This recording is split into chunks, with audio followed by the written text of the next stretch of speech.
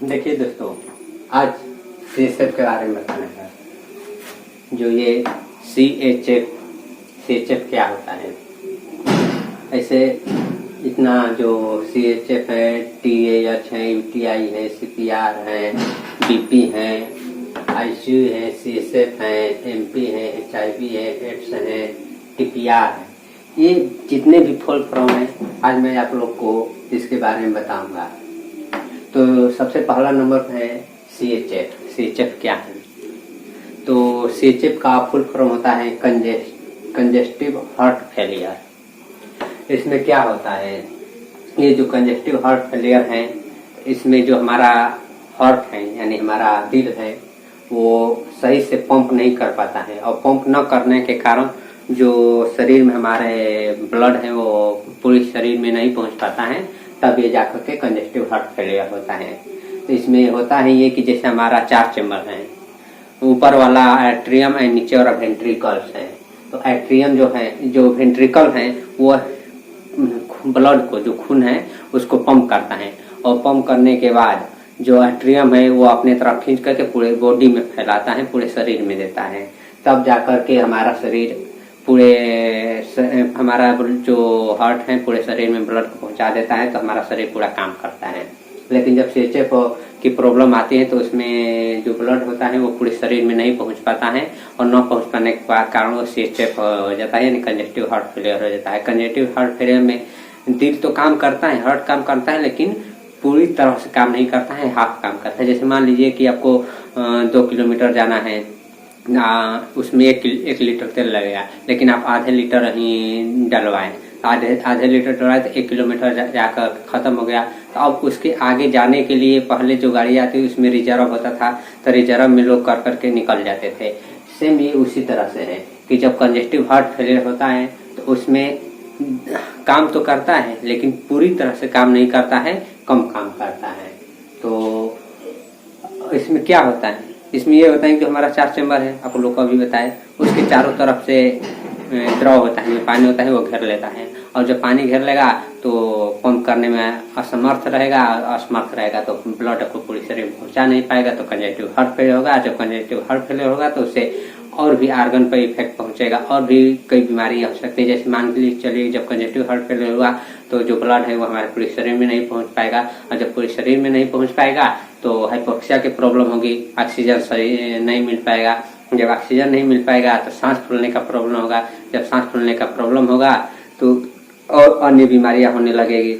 उसी के साथ जब रक्त भी हमारे शरीर में नहीं पहुंच पाएगा तो किडनी भी नहीं काम करेगा, किडनी की भी प्रॉब्लम। यानी जब ये सीएचएफ हो जाएगा तो उसके बाद बहुत से अन्य प्रकार की बीमारियां हो सकती हैं। इसके बाद देखिए ये टीएच क्या है? टीएच का फुल फॉर्म होता है टोटल एब्डोमिनल हिस्टेक्टोमी।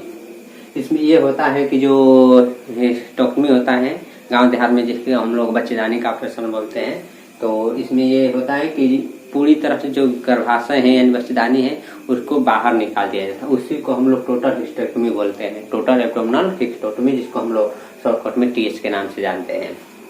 ये कई प्रकार से, 4 प्रकार से होता है, लेकिन हम लोग को सिर्फ टीएच के बारे में ही जानना है। लेकिन ये मैं बता देता हूँ कि ये जो टीएच होता है, ऑपरेशन होता है, उसे 3 भागों में बांटा गया है। पहला होता है कि वेजाइनल हिस्टेक्टोमी, दूसरा होता है लेप्रोस्कोमी हिस्टेक्टोमी, और तीसरा होता है एब्डोमिनल हिस्टेक्टोमी। एब्डोमिनल होता है कि जो हमारा पेट चीर करके किया जाता है, कट लगा करके, उसको हम लोग एब्डोमिनल हिस्टेक्टोमी बोलते हैं। लेप्रोस्कोपी में होता है कि बहुत थोड़ा सा यानी 1 सेंटीमीटर का छेद कर करके ही उसको हिस्टेक्टोमी को निकाल दिया जाता है, उसे हम लोग लेप्रोस्कोमी हिस्टेक्टोमी कहते हैं, जो दूरबीन विधि से किया जाता है। और वेजाइनल हिस्टेक्टोमी है कि योनि के रास्ते किया जाता है, जिसमें 1-2 दिन के बाद ही हॉस्पिटल से छुट्टी आपको मिल जाती है। और इसके बाद है यूटीआई। यूटीआई क्या है? यूटीआई का फुल फॉर्म होता है यूरिनरी ट्रैक्ट इन्फेक्शन, जिसको हम लोग शॉर्ट में यूटीआई बोलते हैं। यूटीआई में ये होता है कि जो हमारा पेशाब का रास्ता है, मूत्र मार्ग है, उसमें इन्फेक्शन हो जाता है, कई से बैक्टीरिया वायरस के कारण उसमें इन्फेक्शन हो जाता है, उसी को हम लोग यूटीआई बोलते हैं। और ये यूटीआई ज्यादातर के औरतों में देखा जाता है, और ये यूटीआई कहीं भी हो सकता है। जैसे मान चलिए कि किडनी में हो गया, यूरेथ्रा में हो गया,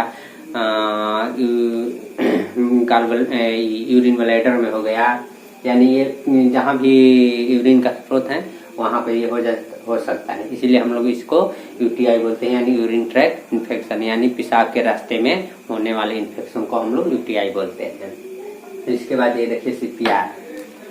ये आप लोग को सबसे जरूरी है सीपीआर जानना कि सीपीआर क्या है, क्योंकि ये जो सीपीआर है इमरजेंसी में किसी का जान भी बचा सकता है। ये जो सीपीआर है इसको हम लोग फुल फॉर्म में कार्डियोपल्मोनरी रेसिस्टेशन बोलते हैं, जिसको हम लोग शॉर्टकट में सीपीआर कहते हैं। सीपीआर में क्या होता है, सीपीआर में मान लीजिए कि अचानक किसी का हार्ट काम करना बंद कर देता है, उस समय हम लोग सीपीआर देते हैं। कभी कभी होता है कि पानी में डूब जाते हैं लोग, उस समय भी हार्ट काम करना बंद कर देता है, अचानक बेहोश हो जाते हैं, उस समय सीपीआर देना चाहिए। करंट लग जाने के बाद आदमी बेहोश पड़ जाता है, उस समय भी सीपीआर देना चाहिए। आखिर क्यों देना चाहिए? ये होता है कि जब हमारा शरीर हार्ट जो काम करना बंद कर देता है वो पूरे शरीर में ऑक्सीजन नहीं पहुंचा पाता है, और जब ऑक्सीजन नहीं पहुंचा पाएगा तो जो भी होता है टिश्यू ऑर्गन वो डैमेज होने लगता है, धीरे धीरे मरने लगता है, और जब वो मरने लगेगा तो आदमी की मौत भी हो सकती है। इसलिए ये सीपीआर दिया जाता है कि जो हमारा ऑक्सीजन है वो प्रॉपर चालू हो जाए, वो जो ऑक्सीजन नहीं मिल पा रहा है वो ऑक्सीजन मिलने लगे, और मुंह से सांस भी दिया जाता है ताकि आदमी को ऑक्सीजन की प्रॉब्लम न हो, इसीलिए सीपीआर दिया जाता है।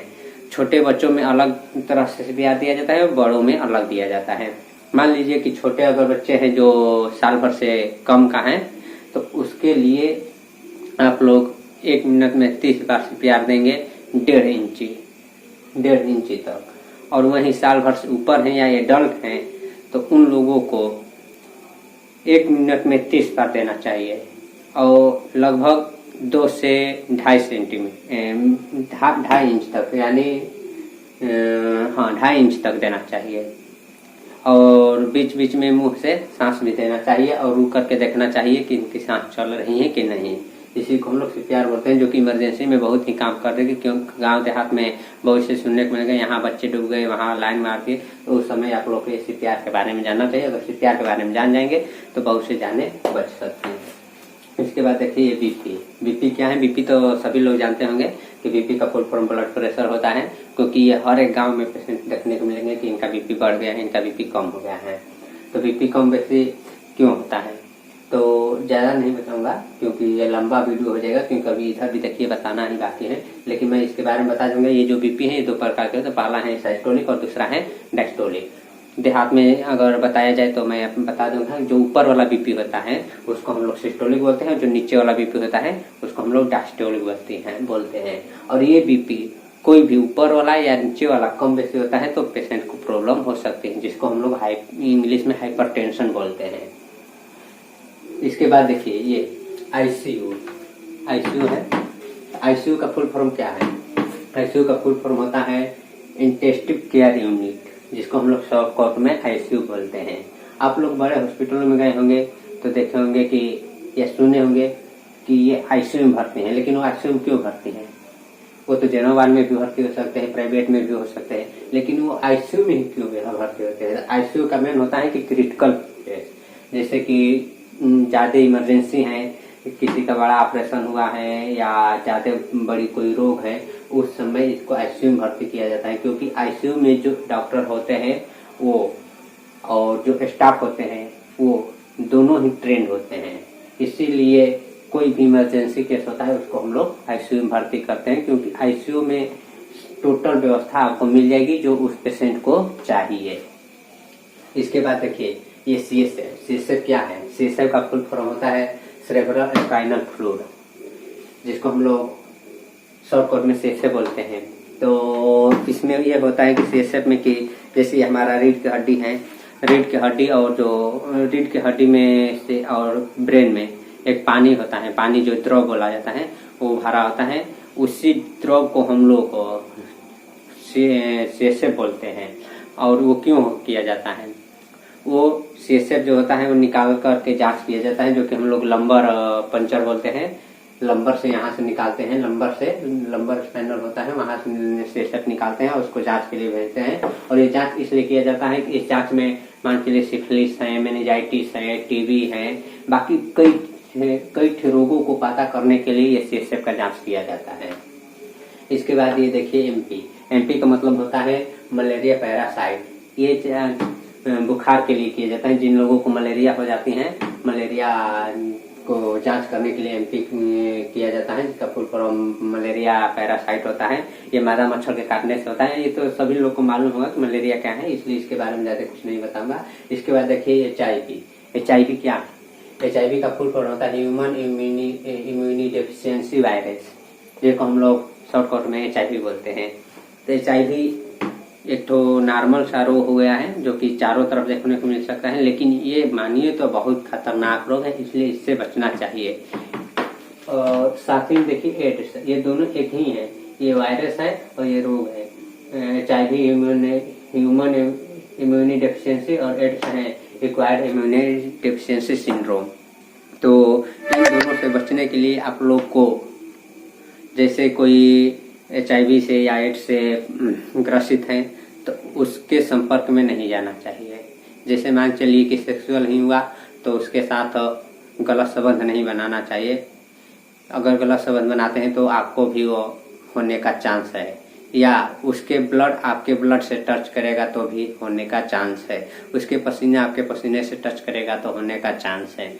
इसलिए ये रोग बहुत खतरनाक है, आप लोग इस रोग से बचना चाहिए। गलत संबंध बनाना कभी नहीं चाहिए, क्योंकि अगर ये रोग किसी को है तो अगर उसके साथ कोई संबंध बनाते हैं तो आपको भी होने का चांस है।